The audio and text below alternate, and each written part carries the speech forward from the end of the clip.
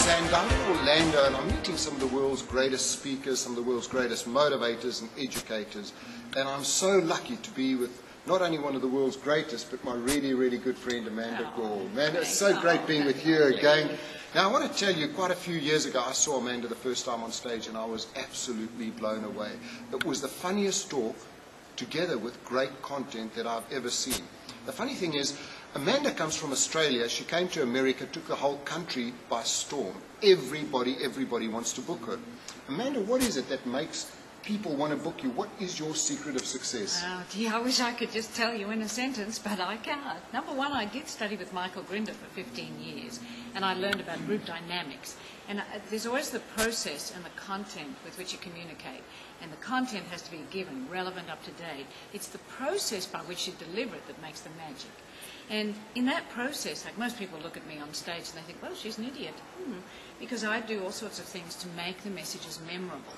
And, you know, what's the point of having a message and trying to change a corporate culture or get a message through to your people if you can't make it memorable and separate it from the noise around them? And so I pay a lot of attention to the process by which the content gets delivered. And I'll use symbols because people have attention spans of gnats on amphetamines, you know, like they don't remember anything. And so you have to give them symbols and they can attach a concept to the symbol. You know, I've been back in Australia 18 months and I've yet to do a conference, and I think I've done maybe 55 or 56, where someone hasn't come up and said, we saw you speak 17 years ago and I still remember. Of course, I feel like Methuselah, but it's very encouraging that they've remembered it. Now, what are some symbols? Give us an example. Give us a little snapshot of what you would use. Well, you know, I talk about being a fun fairy. And, you know, like in the corporate world, it's fun and, you know, corporation business doesn't go together. Hello, though, there's all this new research out that indicates when you're happy first, when you're having fun first, when you're joyful, all the rest follows. It's a transformational thing. So we've always thought, do all the corporate stuff first, then be happy. But now it's really happiness first, then the results. And so, you know, I talk about being a fun fairy. And I have these magic wands made in China. And they light up and they go, bring. And I tell you, people kill for these wands. They will hurl each other to the ground trying to get these wands as I throw them out at the end. So that's a symbol of the fun fairy. Bring. And one of my favourite talks is the crunch and the food you eat. So you've got a serious side of your talks as well. What is your other background, your whole health side as well? Well, I hardly ever do the health stuff these days, Frank, which is interesting because I keep learning and I keep incorporating new information. So that was about fluffy floaties and stinky sinkies, folks. I don't have time to tell you, but here we are on live internet, and yes, have fluffy floaties, not stinky sinkies. But the other thing is, in the new science of business, we're talking about neuroscience intersecting with epigenetics and emotional intelligence, and where the three interact. We call it the G-spot, the Gore spot, of course, and that's the sweet spot, where all those skills come together and you become a great leader, or you become very successful, or your life is happier, or all the things that people appear to want in life instead of enjoying the present, but never mind. And so we're kind of talking about corporate joy now, and that's that centerpiece. And the thing is, if your employees are happy, that's the way they're going to treat their customers, isn't that true? Well, yes. And you know, it's like, duh.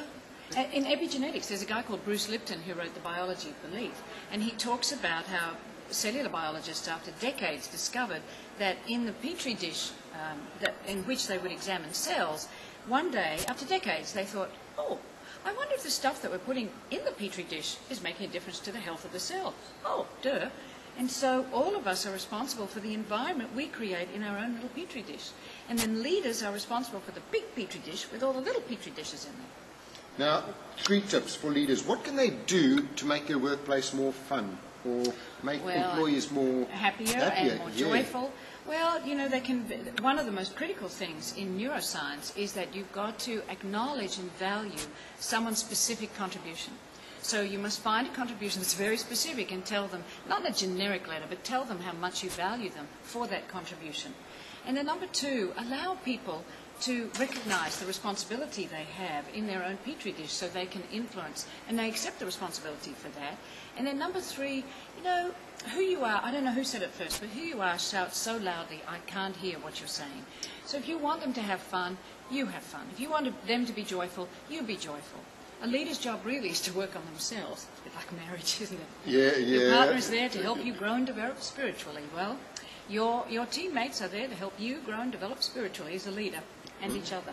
And it's really just all about making people feel special, recognizing them, Yes. and thanking them for their contributions. Yes. So simple, isn't It it? is. And have fun yourself, be joyful yourself.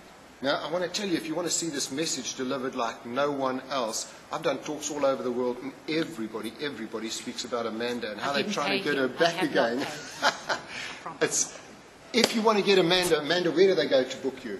Well, funnily enough, amandagore.com. AMANDAGORE.com. If you want to book this lady for the most awesome event ever, please get in touch. And have you got a newsletter they can sign up for? Yes. Newsletter, yes, same newsletter, thing? same website, yes. Sign up for that. And we've got something called the Joy Project. We're trying to create a global joy community, one tribe at a time. So if you're interested, we also have thejoyproject.com.au. That's the Australian one. So it's amandagore.com, but thejoyproject.com.au. Wonderful, Amanda. Thanks so much for your time. Great seeing you again.